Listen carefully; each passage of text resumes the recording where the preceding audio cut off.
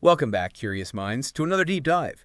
Today, we're really diving into something fascinating, a really complex world of prophetic allegories, end-time events. Our source material is incredibly rich, pulling heavily from biblical prophecies. It offers this unique, very detailed perspective on what's presented as, well, humanity's future. It definitely challenges a lot of conventional understandings, presenting these ancient texts in some deeply surprising ways. So our mission for this deep dive, it's really to unravel these intricate connections. We want to help you understand the various players involved, their roles, the proposed timeline of events, and you might be surprised by some of these interpretations, particularly how these dense prophecies seem to interweave, describing a future global system, right down to the technological and societal control aspects. We're going to try and pull out those surprising nuggets of knowledge that help you feel, truly well-informed. Indeed. And we're diving into material that really requires careful thought, some synthesis. What stands out in this text is how meticulously it connects, say, Old Testament prophecies right into the book of Revelation. It suggests a coherent and highly detailed understanding of the end times. So we'll be distinguishing between different periods, different entities, and really examining how they interact. It's about more than just definitions. It's like seeing a grand interconnected design, almost like a puzzle where every piece, no matter how ancient, seems to have a precise place in this future mosaic. Okay, let's unpack this then. Let's start with that first major concept, something the source calls absolutely foundational, the fig tree generation. What exactly is this all about? Why does our source say it's such a critical starting point for understanding, well, everything else? Right. Well, the source points directly to Matthew 24, verses 32 to 35, and that's where it defines this fig tree generation. It's presented as, a specific generation. A specific group of people. Exactly. Who will live to witness all these things, as the text says, that is, a whole array of end-time prophecies before that generation passes away. And this isn't presented as just some vague time frame.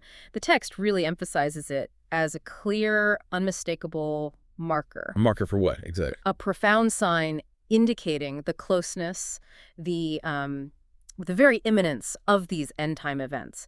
Essentially, this concept functions as the overarching timeline, almost like a precise countdown clock for the entire unfolding prophecy. It provides a kind of chronological anchor for everything else we're going to discuss. It's the window, if you like, within which all the other prophecies are expected to unfold. Okay, so this fig tree generation gives us a definitive time frame for these events. How does this concept, this specific generation, then set the stage for something as complex and, frankly, multi-layered as Babylon? Because the source material goes into incredible detail about Babylon, painting a picture far beyond what many might typically imagine. Yeah, that's a really important question. What exactly is Babylon in this context? The text makes it abundantly clear it's far more than just a single ancient city. Right, not just ruins in a rock. Not at all, or even necessarily a future literal city rebuilt there, though it might have a physical center. Our source defines it as having this multifaceted identity. Imagine it like a hydra, maybe, with many heads, each representing a different aspect of global power. Okay. Picture this. It's simultaneously described as an opulent, shining city, a literal geographical center of influence, sure. But beyond that, it's also a universal religion, one that holds sway over all beliefs, all spiritual practices. A single world religion. That's the implication. Then it expands to be a rich corporate enterprise dominating global commerce and wealth. And further still, it's a ruthless geopolitical organization with worldwide political and military influence. And finally, an advanced technological beast empire, leveraging cutting-edge tech, for control. Wow. That's a huge expansion of the traditional view. An opulent city, universal religion, corporate enterprise, geopolitical force, and a tech empire. So how do we even begin to understand these multiple facets? Does the source offer a kind of Rosetta Stone to decode this complexity, maybe connecting it to historical patterns? Absolutely. The source really emphasizes that comprehending the Old Testament prophecies is key, especially those referencing ancient polytheist religions. That understanding serves as a crucial key to unlocking these sometimes obscure allegories found in Revelation. It calls these Old Testament passages a Rosetta Stone for Revelation's prophetic allegory, particularly in decoding the meanings embedded within certain words describing Babylon. Okay, like what? Well, for example, the prophetic end-time city of Babylon. It draws its characteristics from three infamous ancient cities. Isaiah utilized Tyre and Babylon, Jeremiah allegorized Babylon, and then Zephaniah and Nahum used Nineveh. Each of these ancient cities contributes, important traits to the description of end-time Babylon. Nineveh and ancient Babylon, for instance, were royal cities, centers for the Assyrian and Babylonian beast empires. Right. Seats of power. Exactly. In the same way, the end-time Babylon city is predicted to be the capital for a seventh beast empire, one that rises sort of phoenix-like from the ashes of the sixth Roman beast empire. And then you have Babel from Nimrod's time and ancient Babylon and Tyre. They all portray this immense opulence of end-time Babylon. Tyre. That was the big trading hub, wasn't it? Tyre was the renowned home of global traders in the ancient world post-Noah's flood. This perfectly reflects the worldwide economic and commercial powerhouse that end-time Babylon city is prophesied to become. Then there's Nineveh, infamous as an ancient city of blood and torture. That represents the intense persecution and, yes, genocide that Babylon will inflict on the saints during the later stages of the fig tree generation, targeting anyone who resists Babylon's forced worship. Forced worship. Yes. And the source chillingly warns that this persecution, it's expected to increase in intensity and sorrow while it's, quote, still in the womb, meaning it's already beginning, subtly. It will then sharply increase when it is born and then escalate exponentially in the last 10 years of this prophetic period. A gradual build-up, then an explosion. That's sobering. This historical grounding does help paint a clearer picture, though. And the connection to Rome seems particularly strong in the source material. How is that elaborated on? Yeah, it builds heavily on the idea that Babylon has historically been a prophetic allegory for Rome. The source indicates that the term Babylon in Revelation, sometimes rendered Babylon, it derived from Nimrod's ancient city of Babel, from its infamous tower and the mystery religion he imposed on Noah's descendants. Back to Nimrod again. Right. Babel was the ancient capital of the Chaldeans, a word that literally means tyranny. It was understood as the most corrupt seat of polytheism in its time and a historical enemy of early Christianity, much like Nebuchadnezzar's Babylonian Empire. So end-time Babylon echoes that. Exactly. The source states that end-time Babylon will be the global home of worldwide tyranny, a hideous and terrifying beast to all who oppose this great end-time religion. And you find these striking connections in Revelation, like 17:19, and the woman which thou sawest is that great city which reigneth over the kings of the earth. The great city. Yes, and then 18.24 adds, and in her was found the blood of prophets and of saints and of all that were slain upon the earth. So just as Babel, ancient Babylon, and Rome were distinct cities, the future Babylon will be centered in a great city. But its organizational tentacles will reach into all nations. It's mentioned 9 times in Revelation as a central city. A global headquarters. Essentially. A city where religious, political, and commercial organizations are based, attempting to reach into heaven symbolically, just like Nimrod's Babel Tower. End-time Babylon will reflect the original Babel syndrome, its specific religion, its government, its tyranny, which held universal sway over everyone when Nimrod usurped power as an antichrist archetype. Babel was the prehistoric epicenter for these mystery religions that then spread their influence through its daughters to all subsequent beast empires. Like a spiritual virus. You could say that. And end-time Babylon's opulence will be on full display, just like Babel and ancient Babylon think Nebuchadnezzar's hanging gardens, the blue walls.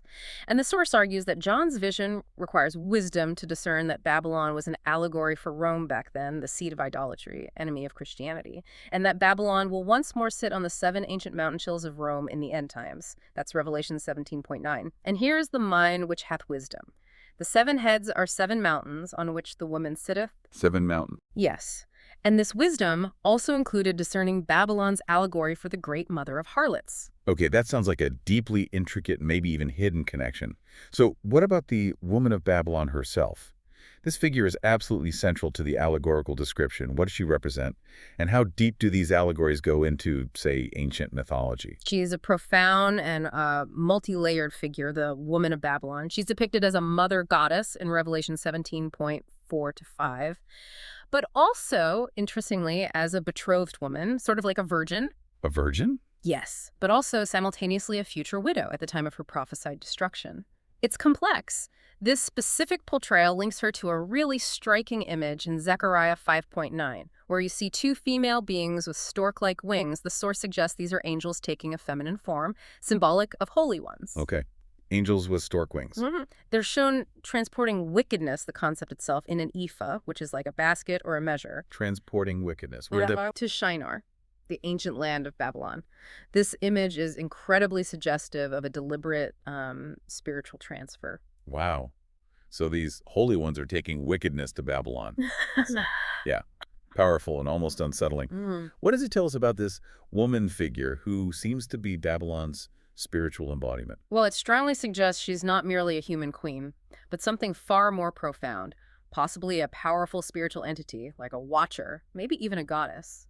This ties directly into her central title, the Great Mother of Harlots, in Revelation 17.5. The Mother of Harlots. Yes. This title represents the ancient source goddess of polytheist rituals, now resurrected, the source claims, in the end times on a grand, truly global scale. Historically, we can connect her to figures like Magna Mater, also known as Cybele of Rome. Cybele, I've heard of her. Right, or Isis, Rhea, Inanna, Ashtaroth, even Sophia, all known in various mythologies as queens of heaven and often associated with complete light or, enlightenment. The source specifically cites Inanna, who's also identified with Semiramis. Nimrod's wife. Exactly, as a queen of heaven famously reinstated by Nimrod at Babel. And her worship even continued into ancient Israel's time, showing this long lineage of spiritual idolatry. And she's also called the Great Whore who sits on many waters. That sounds highly symbolic, like a vast corrupting influence. It is deeply symbolic, yes. This whore figure is defined not just as a literal prostitute, but figuratively as an idolater of Babylon, which the source connects directly back to Rome, seeing it as the chief historical seat of idolatry, sitting on its 7 hills, as mentioned in Revelation 17.1. Sitting on the 7 hill. Her fornication with the kings of the earth, that's Revelation 17.2, signifies these deep-seated idolatrous practices and illicit alliances that corrupt global leadership. The term fornication here goes way beyond just, sexual misconduct. It encompasses a profound spiritual defilement, illicit spiritual partnerships. She's described as the scarlet-dressed queen enthroned in Rome, intoxicating the kings of the earth with the wine of her fornication. Intoxicating them, like seducing them. Yeah. Exactly, implying a spiritual influence that seduces and ultimately controls world leaders. And the imagery of the golden cup she holds, that also seems to carry significant weight. It sounds like more than just a fancy goblet. Oh, absolutely. The golden cup, mentioned in Revelation 17.4, is described as being full of abominations and filthiness of her fornication. It's understood as a drinking vessel, sure, but also figuratively represents lot or fate. The source powerfully connects it to Jeremiah 51.7's golden cup that made all the earth drunken. Oh. And here's where it gets particularly dark. It's linked to an unclean owl, which the source identifies as Lilith. Lilith, like from Jewish folklore. Yes, a figure from ancient lore, a former queen of heaven, but degraded to queen of demons, and notably identified as the original Scarlet Woman. This suggests a deeply occultic, intoxicating influence that drives the nations mad, leading them directly towards the Antichrist. And furthermore, there's this detailed allegory in Ezekiel 23, with the 2 daughters, a Hola for Samaria and a Hullabah for Jerusalem. Representing Israel and Judah's backsliding. Exactly. Their descent into polytheism strongly mirrors Revelation 17's description of religious abominations and spiritual drunkenness. It shows this isn't a new phenomenon, but a recurring pattern of spiritual adultery, now projected onto a global scale for the end times. And her name, Mystery Babylon, suggests something hidden, something secret to be unveiled. What exactly does that mystery signify? Right. The term mystery, from the Greek mysterion, signifies secret, hidden knowledge, and the silence imposed by initiation oaths in polytheist religions. Basically, it points to mysticism. Ah, like mystery cults. Precisely. This implies that ancient Babel, or perhaps Enochian mysticism, will be the mother religion reestablished in the end times. It's described as a worldwide religion that will be forcibly imposed upon the people of what the source calls the terminal generation. Imposed with the same arrogance and force as ancient tyrannical beast kings, this queen of Babylon will be seated on many waters. Which Revelation 17.15 explicitly defines as peoples and multitudes and nations and tongues, signifying a universal global sway. This global religion is prophesied to sponsor Daniel 9.27's 7-year covenant with death, thereby paving the way for Antichrist's 8th beast empire. It's set to become the most powerful geopolitical and economic organization on the planet, using this hidden knowledge, this mysticism as its foundation. This level of detail in the allegorical connections is intense, especially linking it all back to ancient Rome. So what about the actual geographic location of this end-time Babylon? Mhm. How does the source narrow down such a powerful symbolic entity to a physical place? Well, the source focuses heavily on the seven hills of Babylon from Revelation 17.9, and it notes that wisdom is required to discern this true identity. Yeah. Now, Constantinople, modern Istanbul is mentioned. It Uh, has seven hills, was a former Roman capital, a significant religious center. But Rome is presented as the primary, the most plausible candidate. It's identified as the senior and original Roman capital where many beast emperors reigned. It was the historical home of the Pantheon, a temple dedicated to all gods.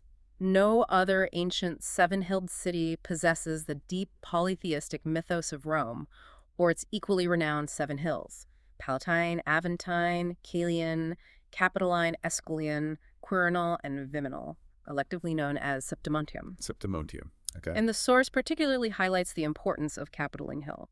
That housed the ancient Jupiter temple. It points to its deep polytheist roots, potentially dating back to Aboriginal settlements, maybe even before the flood, connecting to the seven wandering stars of ancient pantheons.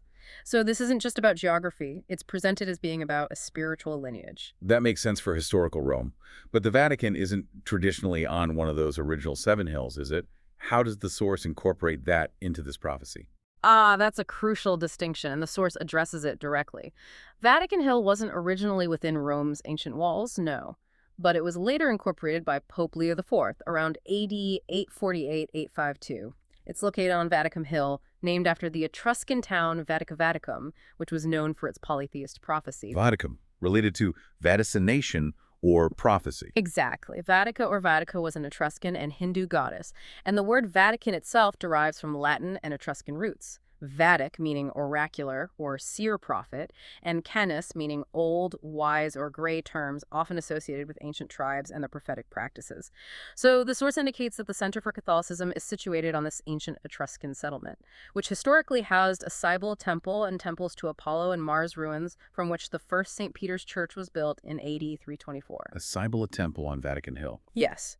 Dedicated to the Phrygian mother goddess Cybele, also known as Cybele from before 600 BC, it was a necropolis worship site that later became a branch from the main Phrygian Palatine Hill temple, and Cybele was famously depicted sitting on her seat or throne at Palatine Hill as Mother of the Gods, which the source connects directly to the seat or throne of Mystery Babylon, both past and future. Wow, so ancient oracular traditions, cults of the mother goddess, all seem to point towards Rome, according to this interpretation. Are there any other historical connections that reinforce Rome as Babylon in the source's view?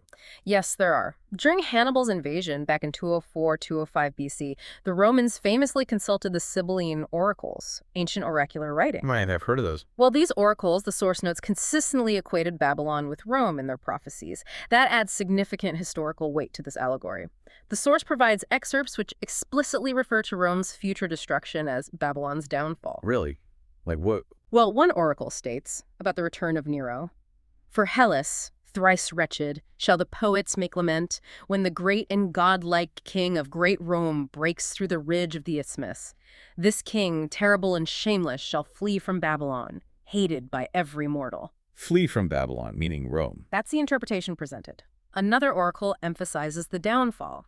But when, after the fourth year, a great star shines, and from heaven a great star shall fall on the dread ocean and burn up the deep sea, with Babylon itself and the land of Italy. Babylon and Italy. Explicit connection. Exactly. These ancient texts consistently and directly link Rome to Babylon's prophetic identity, suggesting a long-standing understanding of this allegorical connection. That's quite compelling, historically speaking.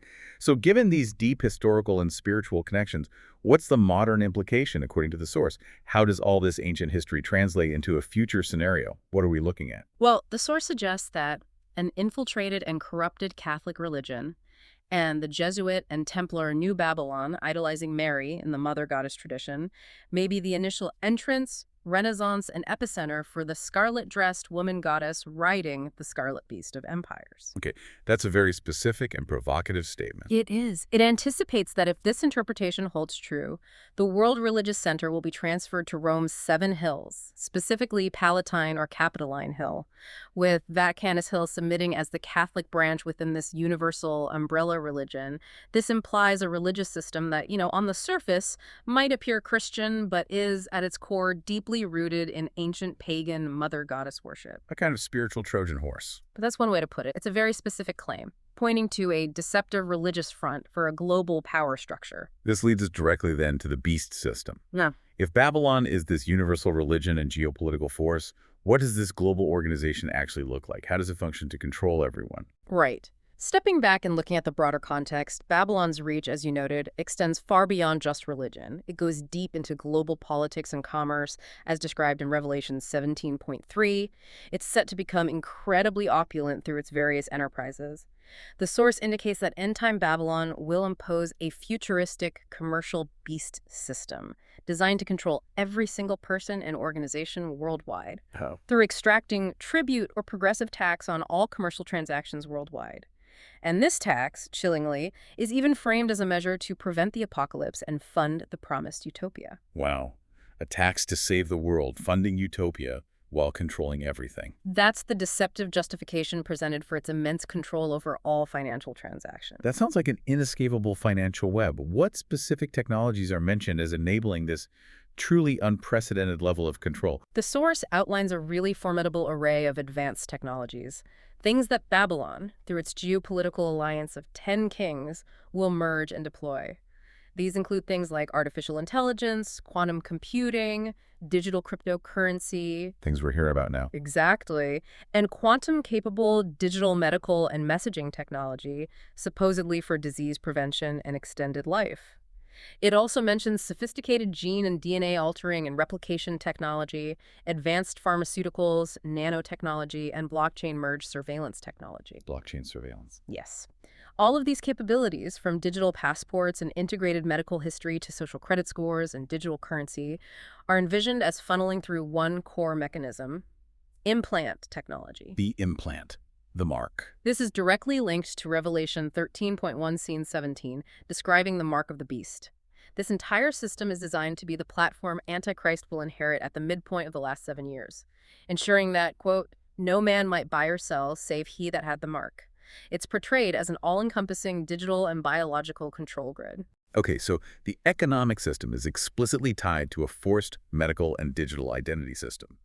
And the 10 kings play a key role here, apparently getting rich from this. Right.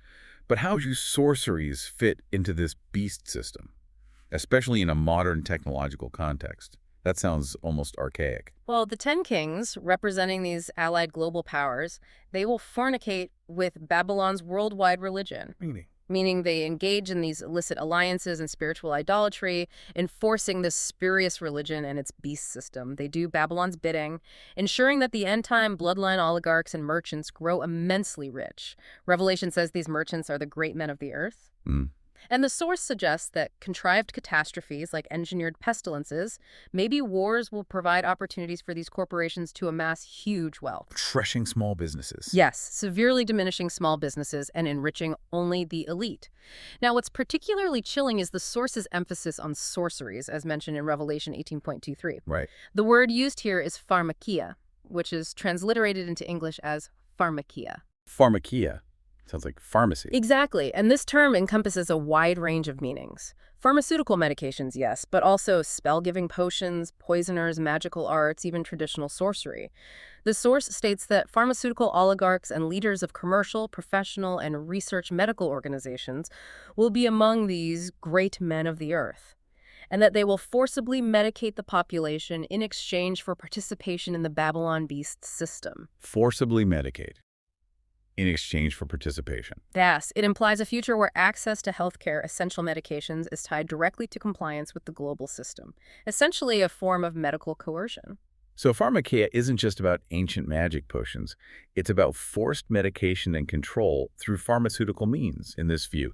How does this evolve, and what's the ultimate inevitable fate of Babylon itself after all this power and influence? Well, the pharmakeia is described as the delivery system for pacifying the masses, enabling unrestricted travel, helping people cope with these contrived catastrophes, the wars, famine, pestilence, earthquakes, the very birth pangs of the fig tree generation. So medication to cope with the chaos. Yes, and it's anticipated that miracle cures will play an important role for these engineered pestilences, further incentivizing dependence. Crucially, the source states that this pharmakeia will evolve into sophisticated implants.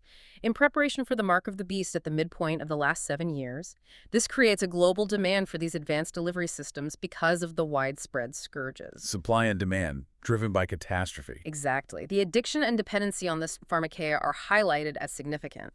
It's even mentioned in Revelation 9.21 as a factor contributing to continued unrepentance despite judgments.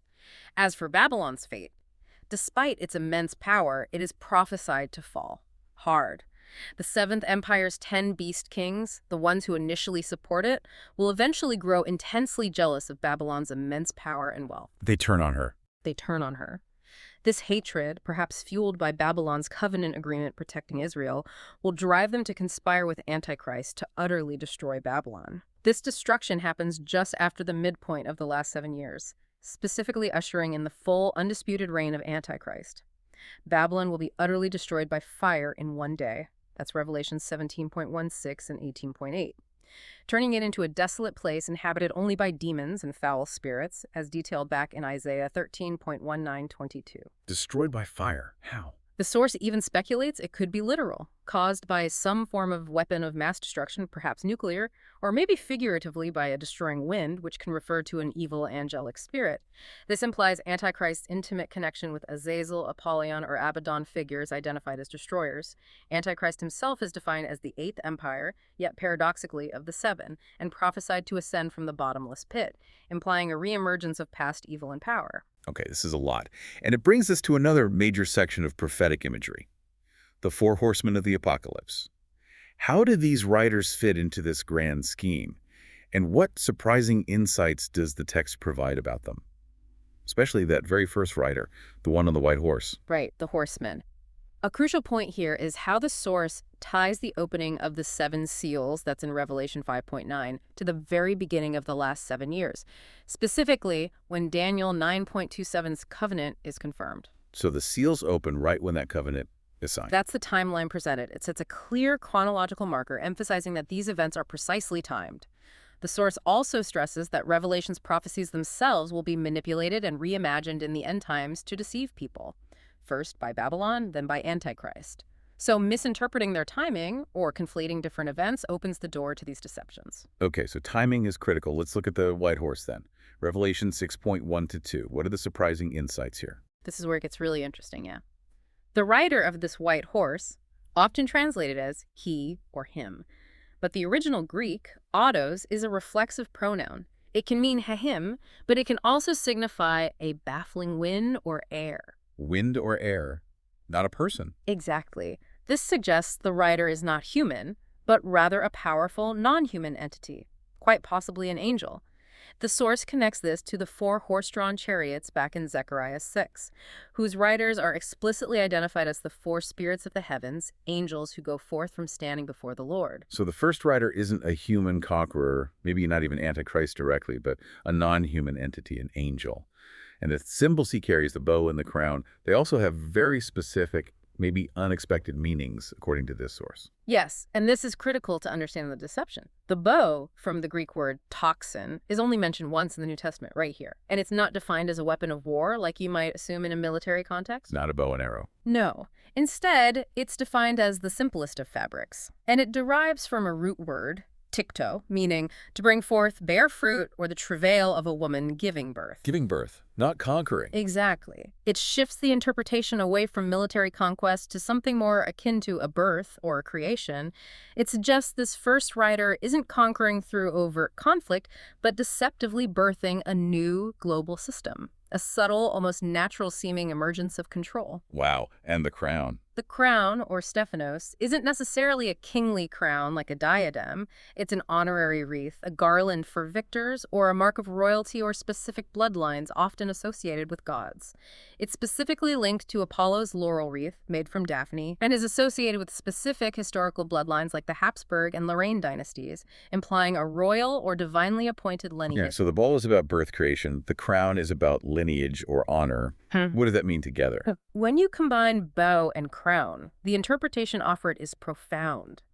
This writer represents the birth of a Babylon-supported end-time beast empire negotiated by a Rephaim royal bloodline candidate that unites a world devastated by wars and A catastrophes. Rephaim bloodline, Yeah. connecting back to those ancient entities. That's the implication. It's suggested that Antichrist himself will eventually don a white robe and a laurel wreath, deliberately counterfeiting Jesus' crown of thorns. The source even points to modern connections. Seeing the stylized wreath logos of organizations like the UN and WHO often surrounding a globe. As analogous to this laurel wreath. As analogous to this flying laurel wreath banner organization seen as preparing for the birth of Babylon, it's a deep hidden meaning presented here, suggesting a deceptive birth-like emergence of a global system, not just a straightforward military invasion. And it also anticipates that Babylon's false prophets and counterfeit saints will wear white robes, further blurring the lines of true spiritual authority, making deception pervasive. That's a truly surprising reinterpretation of the White Horse. Moving away from conventional military conquest is something more insidious, like the birth of a system. What about the other riders? How do they contribute to this unfolding prophecy? Do they also have hidden meanings? Well, the next ones are perhaps a bit more straightforward, but they build on this initial deception. The red horse, from Revelation 6.4, follows. Its purpose is explicit. Take peace from the earth, bring war. Its rider gets a great sword. So, escalation of global conflict. Pretty clear. Okay. War follows the deceptive birth. Then comes the black horse, from Revelation 6.5 to 6. Its rider holds balances. Now, this word, zugos, it signifies more than just scales. It means a yoke, servitude, obligation, or slavery. Ah, so economic oppression. Exactly. It represents an oppressive economic system. And the accompanying phrase, a measure of wheat for a penny, that means a konix, which is about 1 day's basic food ration, will cost a denarion, a typical day's wage for a laborer. Your whole day's pay just for basic food. Precisely, indicating severe food scarcity and an immense economic burden on the masses. And crucially, the verse adds, hurt not the oil and the wine. The luxuries. Yes. Wine and oil, representing luxuries, are explicitly reserved for the elite, highlighting a stark economic divide and a system designed to concentrate wealth and control the essentials. And the source connects this economic system back to the prophet Zechariah chapter 5. How so? Yes, it does. Zechariah 5 describes an ephah, which is a measure for grain, like the konix. But this ephah is described as a house of thieves, liars, and a curse that envelops the entire earth. This curse is described as an imprecation or oath of cursing. An oath. Yes. The source interprets this as indicating an all-seeing eye, spiritual and global police state that will require oaths of allegiance to Babylon and its fallen watcher patrons. It's a high-tech beast system designed to pamper the rich elite while starving the poor, reminiscent of the wicked balances and deceitful weights described by the prophet Micah. So this oppressive economic system is a critical component of Babylon's overall structure of control. Okay, so white horse, deceptive birth of system, red horse, war, black horse, economic slavery. What's the last one? The final one is the pale horse, from Revelation 6.8. Its rider's name is Death, and hell, or Hades, follows with him. They're given power over a fourth of the earth to kill with sword and with hunger and with death, meaning pestilence, and with the beasts of the earth. This completes the quartet of initial judgments that really set the stage. Right, so taking a step back, how do these writers function overall in the narrative? Stepping back, yeah, these writers aren't presented as just random acts of divine judgment. They are catalysts. They intensify what Jesus called the birth pangs: wars, famine, pestilence, earthquakes.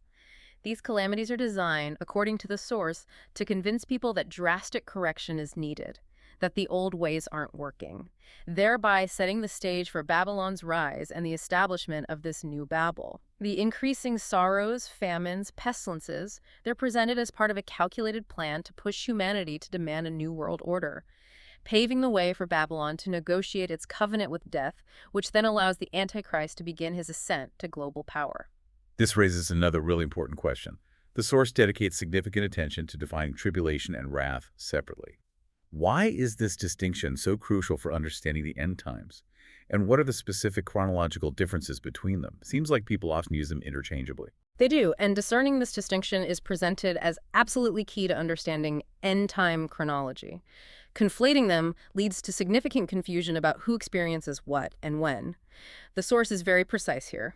Tribulation, from the Greek word thethlipsis, is defined specifically as persecution by the rulers of this world against those who accept Jesus. Persecution from the world against believers. Exactly. This includes experiencing affliction, anguish, burdens, oppression, trouble. The source points out that Christians will experience tribulation. Jesus himself stated in John 16:33, "In the world ye shall have tribulation." The Apostle Paul confirmed this too in Acts 14:22, Romans 8:35 through 6, listing persecution, famine, peril, the sword as elements of this tribulation. So this is presented not as divine punishment, but as a testing for Christians to pass, a kind of baptismal fire to prove their faith and refine their character. Okay, so that's tribulation. What about wrath? Wrath, on the other hand, comes from the Greek orge, or thumos. This is specifically God's set of judgments. It is distinctly reserved for those who reject God. And critically, it starts much later in the prophetic period, late in the last 3.5 years. We see this in Revelation 14.9 and 16.19. So wrath is from God, aimed at rejectors, and comes later. Precisely. And the critical difference is that Christians are specifically saved from this wrath. That's promised in 1 Thessalonians 1.0 and 5.9. Wrath is explicitly described as far more severe than tribulation, and it's sourced directly from God, poured out on those who accept the mark of the beast and worship Antichrist and Satan.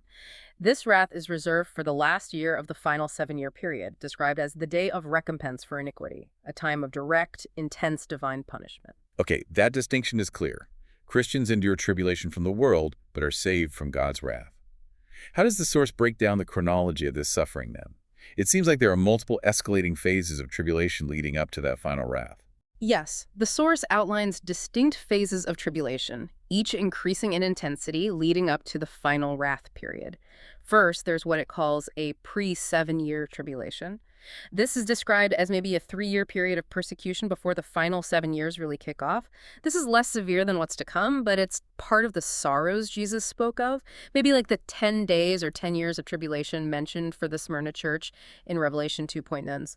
This period is understood to begin with Babylon's initial rise to prominence on the world stage. Okay, a warm-up period of sorts. Then what? Second, we have the tribulation of the saints. This spans the first 3.5 years after Daniel 9.27's covenant is signed. This period is significantly more intense. Saints are persecuted, imprisoned, even slain. Just as Jesus warned in Matthew 24.9, Mark 13.9, Luke 21.2012, during this time, a falling away, or apostasia in Greek, will occur. Apostasy, believers turning away. Yes, where Christians betray each other, representing a profound testing of faith, a spiritual sifting. The martyred saints seen under the altar in Revelation 7 are said to come out of this specific 3.5-year tribulation. Right, and then the third phase. Third and most severe is the Great Tribulation. This occurs in the last 3.5 years of the prophecy. This is described as such as was not since the beginning of the world. Unprecedented intensity. This most intense phase is specifically waged by Antichrist and the false prophet.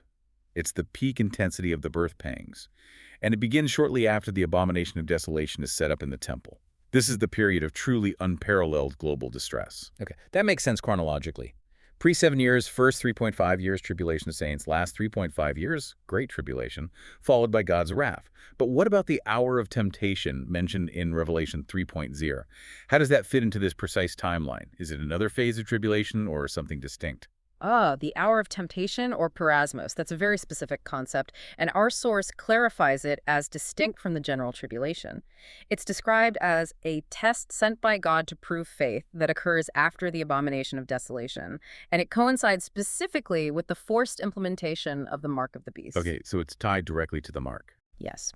And the source clarifies that God promises to keep faithful saints from this particular hour of temptation to rebel against God, as stated in Revelation 3.10. It's seen as a test primarily aimed at unbelievers, not necessarily for true, faithful believers who have already proven steadfast. So believers are kept from that specific temptation. That's the interpretation. While Christians are not spared tribulation in general, they are specifically protected from this profound temptation to blaspheme the Holy Spirit by accepting the mark, which the source identifies as the unforgivable sin. However, the text suggests that saints of, let's say, weaker faith may have to earn their reward through the fire of the Great Tribulation by steadfastly refusing the mark, even under duress. This distinction is crucial for understanding who suffers what and why during these end-time events, and it emphasizes God's protection for the truly faithful during that specific, intense test related to the mark. So, The Great Tribulation sounds incredibly intense. What does the source say about its specific characteristics, and how does Israel fit into this timeline? Especially with this concept of Jacob's trouble that keeps coming up. Right. This period truly represents the peak intensity of the birth pangs. Chronologically, the source states that Antichrist destroys Babylon after the abomination of desolation. Which happens exactly at the midpoint of the last 7 years. Correct. Immediately thereafter, Antichrist begins to persecute Judah, the Jewish people, primarily in Israel, and also anyone else who keeps God's commandments. That's Revelation 12.1 He wages war directly against them. This intense persecution leads directly to the implementation of the mark of the beast and the forced worship of Antichrist and Satan, as detailed in Revelation 13. It's a period of intense spiritual and physical oppression globally. And when does Jesus return in this timeline? The time frame for Jesus' return is also clearly marked in the source. Immediately after the tribulation of those days, Jesus will return. That's Matthew 24.29-30. This return happens after the powers of the heavens are shaken, which the source interprets as a direct reference to the angels being cast down during the angelic war described in Revelation 12. Okay, and before the end? Prior to this, a massive global evangelistic effort is prophesied to take place, with the 144,000, the two witnesses, and an angel preaching the gospel to every nation before the very end. That's Matthew 24.14 and Mark 13.10. The resurrection sequence is also outlined, with firstfruits, including martyred saints, the 24 elders, the 144,000 being resurrected either before or right at the start of the last 7 years, and others resurrected later. Okay. Now, this phrase, time of Jacob's trouble, it comes up frequently in the source, particularly when discussing Israel's fate. What exactly is that, and how does it relate to Israel's pivotal role and ultimate future? The time of Jacob's trouble, mentioned in Jeremiah 30.7 and Daniel 12.1, is presented as the Hebrew equivalent of the Great Tribulation. The Hebrew word for trouble here, Sarah, conveys intense distress, affliction, anguish. It specifically applies to Judah and Israel, describing a time of unparalleled trouble from which, crucially, the prophecy says, he shall be saved out of it. Saved out of it, so it's bad, but there's rescue. Yes. It's understood as a period of intense purging and testing uniquely for God's chosen people, Israel, designed to bring them finally to repentance and restoration. During this period, Jesus is prophesied to lead a second Exodus. A second Exodus, like from Egypt. Exactly. Leading Judah and Israel from around the world where they've been scattered, this is powerfully prophesied using the imagery of eagle's wings, like in Exodus 19.4 and Revelation 12.43, Right. echoing the first Exodus. This global gathering will bring both dispersed Israel and those of Judah who fled Jerusalem back into the Holy Covenant. And what about resurrections during this time? Yes, a key aspect of this time is a series of resurrections and reconciliations for Israel. Jeremiah 30.9 and Ezekiel 37.9-14, that's the famous dry bones prophecy speak, of King David being raised as king over them. David himself, resurrected. That's the literal interpretation presented, signifying Israel's reunification and reconciliation to God. Daniel 12.2 further details this, stating that many of them that sleep in the dust of the earth shall awake, some to everlasting life, and some to shame and everlasting contempt, suggesting a general resurrection linked to Israel's restoration, leading to judgment or eternal life. Wow, okay. And this culminates with a sign. Yes. The culmination of this period, for Israel specifically, is marked by Jesus' sign, or ensenek in Hebrew. This is described as an unmistakable sign that appears with trumpets and the second Exodus happening before the final day of the Lord's harvest, or wrath. It's not just a subtle sign, but a standard or banner, as Isaiah 11 and 49 describe it. What kind of sign? The source suggests this could potentially be Jesus' crucifixion wounds becoming visible globally, causing profound mourning, particularly among the house of David in Jerusalem, as prophesied in Zechariah 12.9-12 and Revelation 1.7, every eye shall see him, and they also which pierced him. At the time of this visible, unmistakable sign, awakened Israel and Judah will finally accept Jesus as Messiah. They'll be gathered back into the Holy Covenant and become part of Jesus' chosen ones and bride. It's presented as a pivotal moment of national repentance and restoration for Israel. Okay, we've heard a lot about Antichrist in the lead up to all these events. Let's really delve into his identity now. What does he represent? How does he operate in this prophetic narrative? Our source seems to offer a very specific, almost etymological breakdown of who or what he is. Right. Stepping back and looking at the broader context, Antichrist is portrayed as a deeply complex and insidious figure in this prophetic framework. The source begins by dissecting his very name, Antichrist, or Antichristos in Greek. It means opponent or adversary of the Messiah Jesus. Yes. Anti. Right. But it goes deeper. The source links him etymologically to the Hebrew word "aifa," meaning darkness. And the prefix anti can mean in place of, or substituted for, or against, or even before. Before, what does that imply? This before aspect is presented as quite tantalizing, suggesting a pedigree perhaps from before the flood or before Jesus, implying an ancient, possibly pre-human or non-human origin for this entity. Wow. Okay, so not just a bad human leader. Not just that, according to this interpretation, he's also explicitly called a spurious messiah, meaning not genuine, counterfeit, and of illegitimate birth.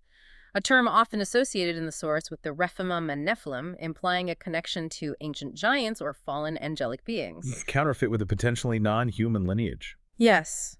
He's described as a spiritual chimera beast, a creature who fundamentally denies the Father and Son. Characterized by profound ignorance, towering arrogance, and overwhelming hubris. He will speak great words against the Most High, as Daniel 7:25 says. He'll attempt to change the times and laws and to magnify himself above every god. His very essence is one of spiritual rebellion and self-deification. And he won't be operating alone in his deception, right? Right. The source mentions the false prophet. What is his specific role, and how does the image of the beast function, especially with all this advanced technology we talked about? Correct. He has a key partner, the false prophet, presented as a powerful figure, a kind of counterfeit Elijah. He operates entirely on Antichrist's behalf, speaking like a dragon, which the source equates with Satan, and performing counterfeit miracles. That's Revelation 13:15, all to deceive the masses and compel worship of Antichrist. Counterfeit miracles. Yes.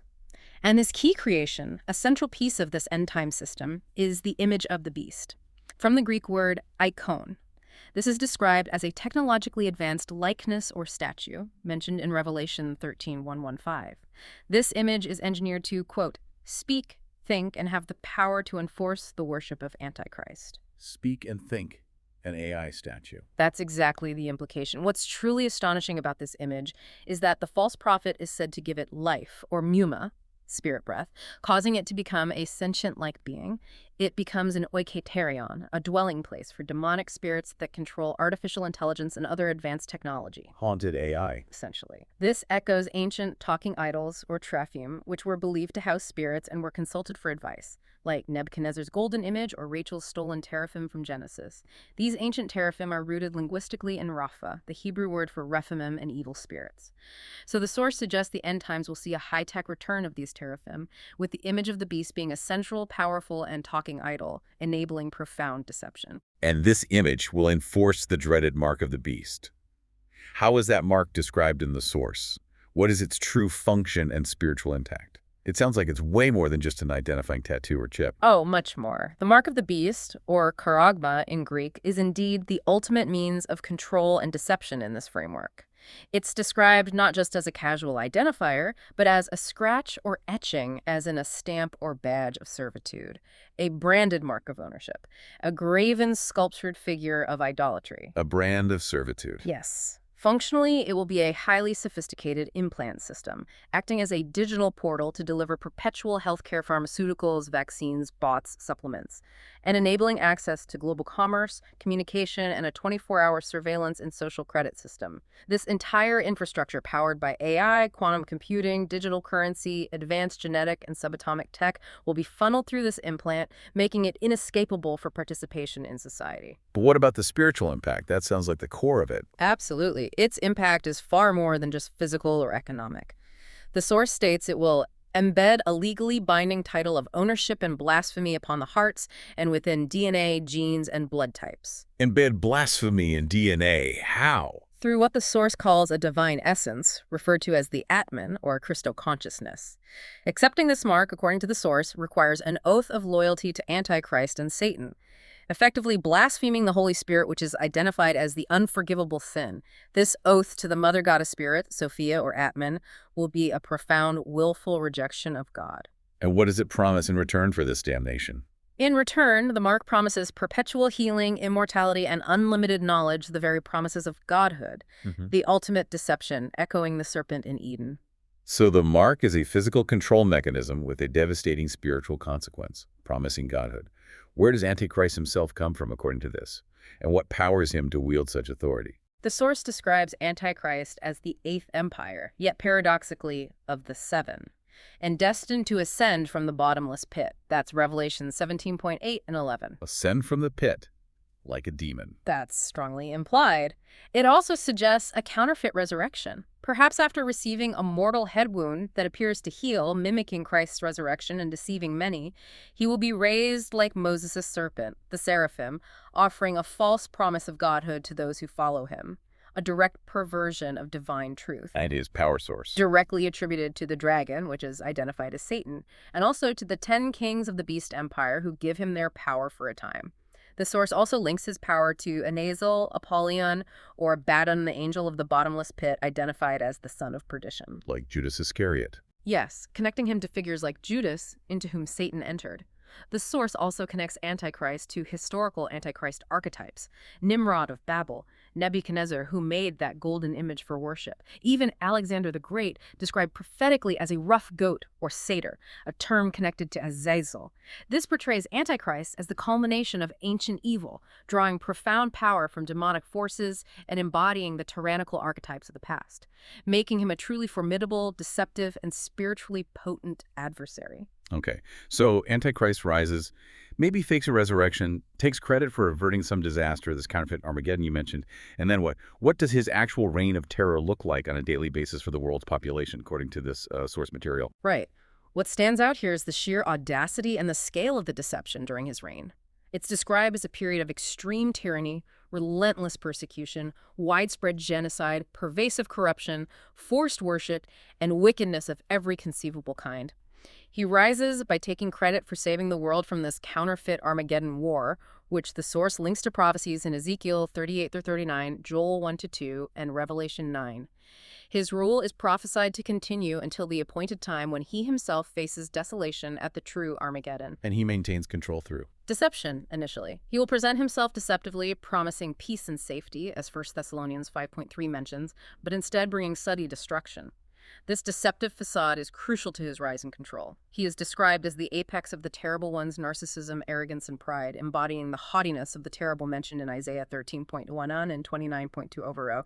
He will flaunt the imagery of past metallic empires, the gold of Babylon, opulence, the silver of Persia, military might, the bronze of Greece, speed, shining seraphim connection, and the iron of Rome, strength, ruthlessness. So he embodies all the worst aspects of past empires. Yes, presenting himself as the ultimate culmination of human power and glory. And he'll form alliances and conquer others, following those historical patterns of beast empires.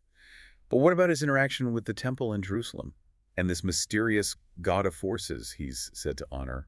Yes, his reign involves aggressive conquest. He's prophesied to overthrow 3 kings, like the Persian bear with 3 ribs in its mouth from Daniel's vision. And he will be diverse. The Aramaic word shna suggests altered or transformed from the other 10 kings. He forms a league with them. This league uses shabar, which can mean magic spells, fascination, charm to mesmerize the global population, all supported by Satan's signs and lying wonders. Mind control through charisma and maybe technology. That seems to be the implication. And the false prophet, his key ally, performs counterfeit miracles bringing fire from heaven, maybe even a counterfeit resurrection, specifically to enforce worship of Antichrist. Now, a critical act of his reign will be the polluting of the temple by his military forces, Armsura. The word used for pollute here, chalal, is very significant.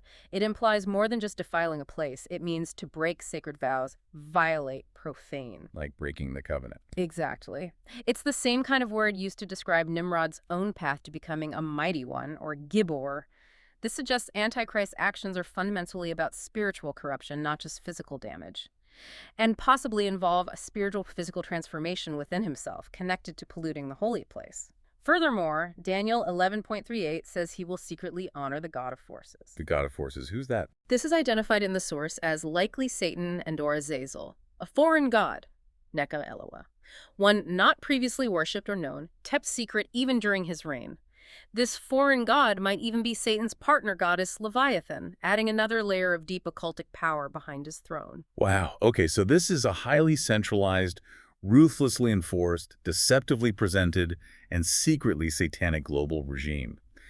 How does this terrifying reign finally conclude? What does the final year of the Lord's wrath entail, and how does it culminate this incredibly detailed prophecy? Right. This final year of the Lord's wrath ultimately culminates the age. The source emphasizes the appointed time, the mode or mojd in Hebrew, for specific events in the last 3.5 years of Antichrist's reign, particularly the rise of opposing kings and the definitive start of God's wrath.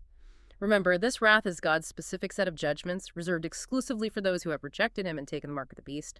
It's a divine outpouring of justice, not the tribulation saints endure. And the climax is Armageddon. Yes.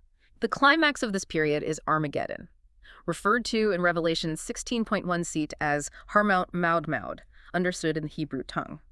This Harmaud, Mount of Assembly, or appointed time, is linked by the source to Mount Hermon. Mount Hermon, where the fallen angels supposedly descended in Enoch. Precisely. Identified as Satan's mountain of assembly, his earthly counterfeit mount of assembly, where demonic forces are said to congregate. This is the culmination of God's judgment, distinctly separate from the tribulation endured by the saints. At this time, the source says that kings of the south and north will storm against Antichrist, as Daniel 11.4 prophesies, leading to an invasion of many lands, including Israel. And this triggers God's full-scale judgment on the wicked, the final outpouring of God's wrath. Culminating at Armageddon, it will bring about a complete and definitive end to this age of wickedness and deceit, unlike anything seen before. Wow. We have covered a staggering amount of detail today. I mean, connecting ancient allegories to a vision of end-time events that is both vast and incredibly specific. From the fig tree generation as a definitive timeline, to Babylon's many faces, city, religion, economic engine, beast, empire. The chilling precision of the mark of the beast. The Antichrist reign of terror fueled by deception and occultic technology. It's a framework that deeply challenges conventional understanding, showing this highly integrated, multi-layered prophetic narrative. Indeed. The level of precision in how these prophecies are interwoven, even down to specific word definitions like pharmakeia, it really compels us to consider the implications of such a detailed future laid out like this. It urges critical thinking, doesn't it, on the nature of control, faith, and the very structure of power as it might manifest globally. The source really suggests that understanding this precise chronology and the allegories involved is key to not falling prey to the deceptions that are prophesied to unfold. So what does this all mean for you listening right now? This deep dive forces us to consider. If these ancient texts, interpreted in this specific way, describe a future where technology, global governance, and even our most intimate biological makeup become instruments of control and forced worship, what might we unknowingly be building or accepting today that paves the way for such a reality? Think about the digital systems, the biometric data, the global health initiatives that are becoming increasingly integrated into our lives. Consider how something seemingly beneficial could, perhaps through subtle shifts, lay the groundwork for something far more encompassing than we currently imagine. Something to think about.